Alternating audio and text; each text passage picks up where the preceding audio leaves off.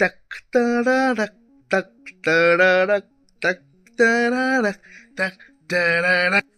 কি মিউজিকটা চেনা লাগছে তো? দেখো, এই মিউজিকটা আমাদের সিনেমা প্রেমী যারা সবারই চেনা, বেকার বলে লাভ নেই। মানে এমনই একটা আইকনিক মিউজিক, বা যাই কিছু বলতে পারো, এটা তো সবারই চেনা, কিছু বলার নেই। যারা চেনো তাদের তাদের মরে যাওয়া উচিত, বা এটা মরে যাওয়া উচিত। ফাইনালি চলে এসছে টম ক্রুজের mission impossible the last reckoning এর টিজার। আগের বছর ডেথ রেকনিং এর এটা সিনেমাটা এসেছিল, সেটা বক্স অফিস অতটা ভালো চলেনি এবং ক্রিটিক্যালি বহুত প্রবলেম হয়েছিল সিনেমাটা নিয়ে।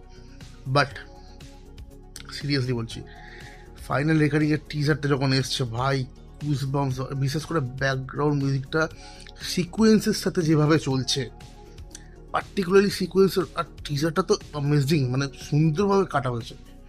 তোমাকে টিজারে স্টোরির কিছু সেরকম বুঝতে দেওয়া হয়নি, প্রথম কথা। আর টম ক্রুজকে নিয়ে কি স্টোরিটা, সিনেমা সেখান থেকেই শুরু হবে যেখানে ডেথ রেকনিং পার্ট 1-এ শেষ করা হয়েছিল, যেটা চাবিটা মানে হারিয়ে যাবে। ডেথ রেকনিং পার্ট 1 যা দেখেছো, এটা নামটা একটু পাল্টে দেওয়া হয়েছে, ফাইনাল রেকনিং। তো ওটা আর ডেথ রেকনিং পার্ট 1 ছিল। তোমরা যারা দেখেছো তারা লাস্টে তোমরা স্টোরিটা জানো, যে এআইকে যেভাবে প্রেজেন্ট করা হয়েছে, এআই কীভাবে খতরনাক হতে পারে বা একটা খুব ডেঞ্জারাস জিনিস হতে পারে, সেইটা প্রেজেন্ট করা হয়েছিল সেইভাবে।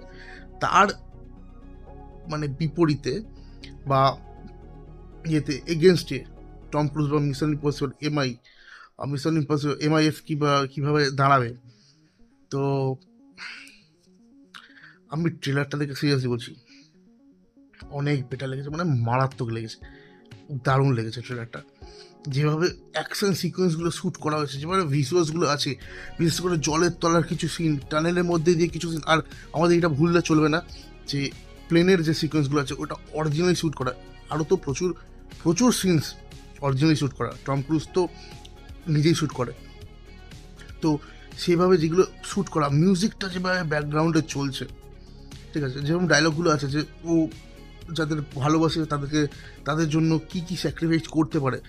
ইভেন সব থেকে বেস্ট জিনিস হচ্ছে লাস্টে যখন টম ক্রুজ একটা টাইমে লাস্ট সিনে যেটা বলবে যে I need you to trust me one last time, মানে এখানে বলেই দিচ্ছে যে ট্রাস্ট করো তোমরা, আমি তোমাদের হতাশ করবো না, ট্রাস্ট করো তোমরা।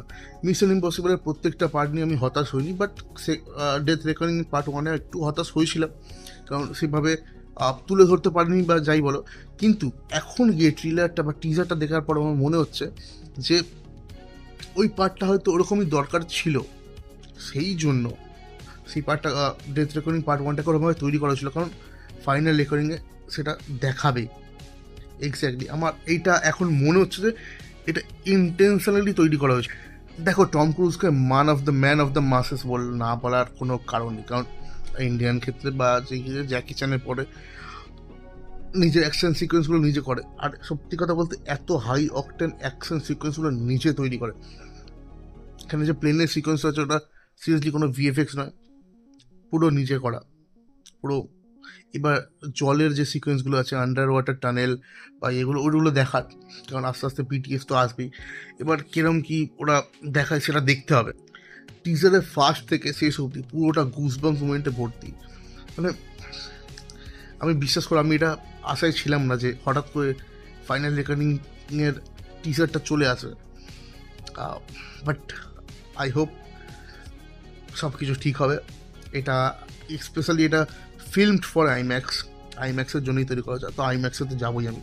2025 রিলিজ হবে, এখনও ডেটটা অ্যানাউন্স করা হয়েছে 2025, এটুকু গ্যারেন্টি, ওটা দেখিয়ে দেওয়া হয়েছে। তো এটা দেখতে যাব, আর প্রচণ্ড এক্সাইটেড। আর টম ক্রুজের মিশন ইম্পসিবলের লাস্ট ফিল্ম, আর কিছু বলার নেই, আর কিচ্ছু বলার নেই, জাস্ট খুব এক্সাইটেড আছি। বাদ দাও সব আমি সিনেমাটা দেখতে চাই, পারলে এখনই রিলিজ করে দাও, আমি দেখতে চাই। যাই হোক, 2025 রিলিজ হবে। তোমরা যারা নতুন আছো চ্যানেলটাকে সাবস্ক্রাইব করো, লাইক করো, বেল আইকনটাকে প্রেস করো। আর যারা দেখোনি তারা দেখো গিয়ে টিজারটা, ভাই মারাত্মক হচ্ছে টিজারটা, গিয়ে